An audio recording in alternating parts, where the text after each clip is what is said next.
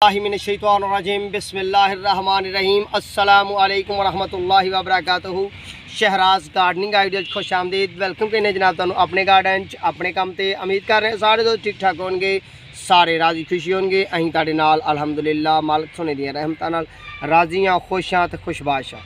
अज दोस्तों तुहानू एक नवीं जी ते नियाब जी ते खूबसूरत जी प्लांटेशन ते वीडियो देनी है ते नियाब जी सोहनी जी वीडियो देनी है ते देनी कहते हैं सरसों दी वैरायटियां दी।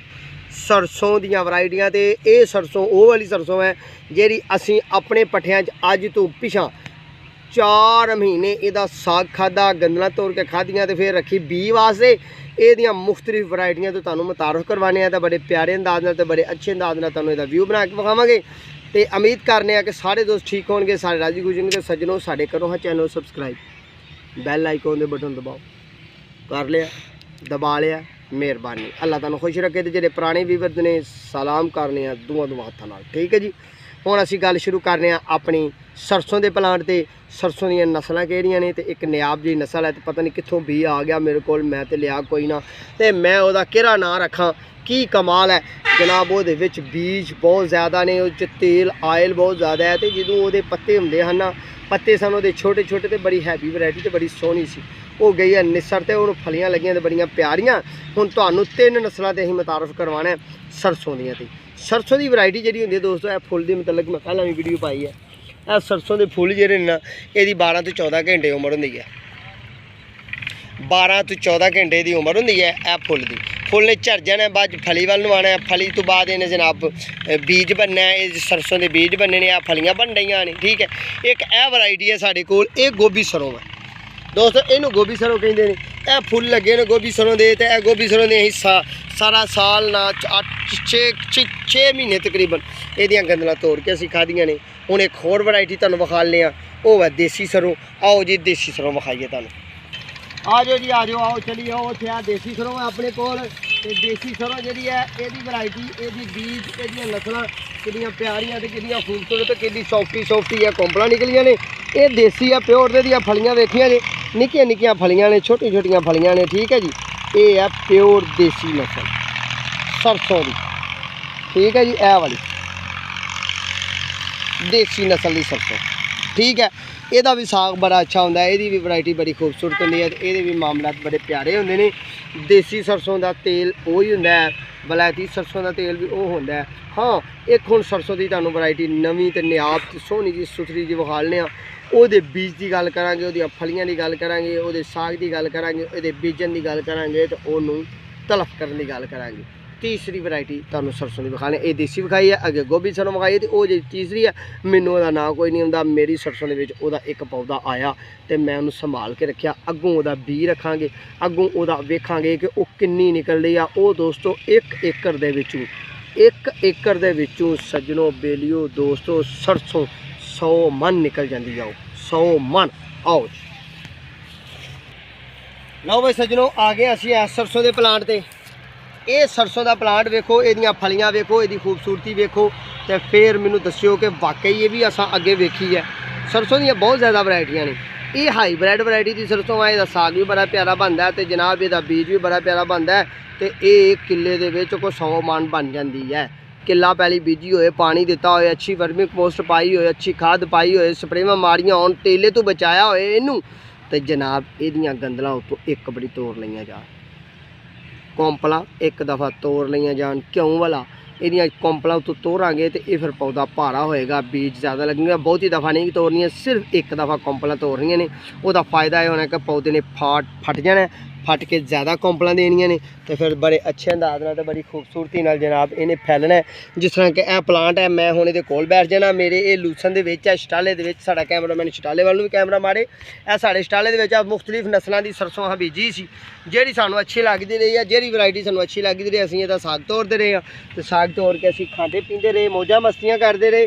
तो यह प्लांट एक जिहड़ा मैनूं बहुत ही प्यारा लगा, तो बहुत खूबसूरत लगा। यदियां मैं गंदलां भी तोड़ियां, साग भी तोड़िया, ये उत्तों साग तोड़ के तो सजनों बेलियो दोस्तों असां इस्तेमाल किया, तो खादा पीता, तो मौज मस्ती की।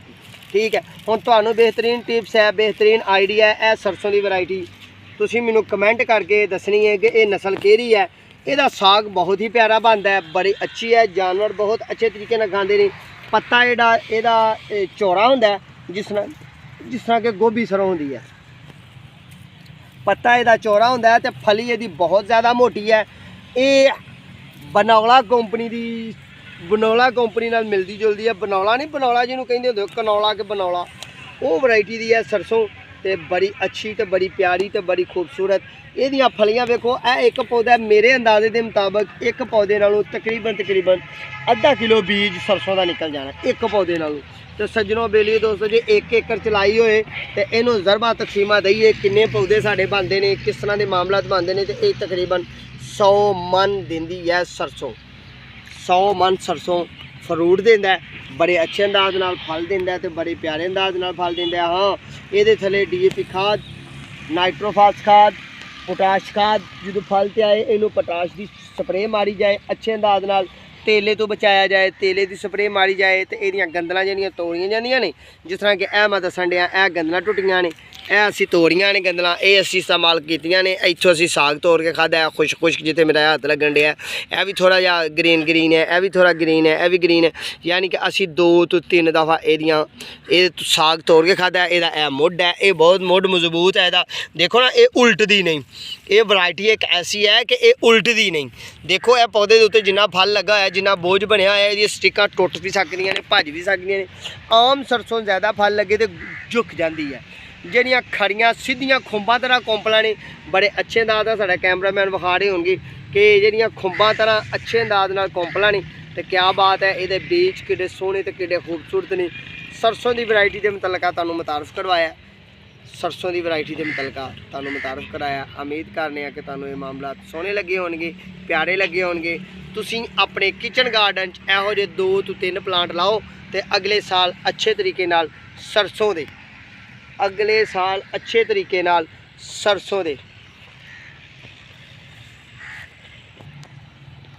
लो जी, अगले साल तुसीं अच्छे अंदाज नाल इहदे बीज बीजने ने। तुहानूं मैं बेहतरीन टिप्स दे रहा, बेहतरीन आइडिया दे रहा कि तुसीं सरसों जो बीजनी है, अपनी सरसों बीजनी है 10वें ते 11वें महीने च बीजनी है। गंदम की बुआई के नाल बीजी जाती है, कणक की बुआई के नाल बीजी जाती है। जो कणक बीजी जाती है उदों ये बीजी जाती है।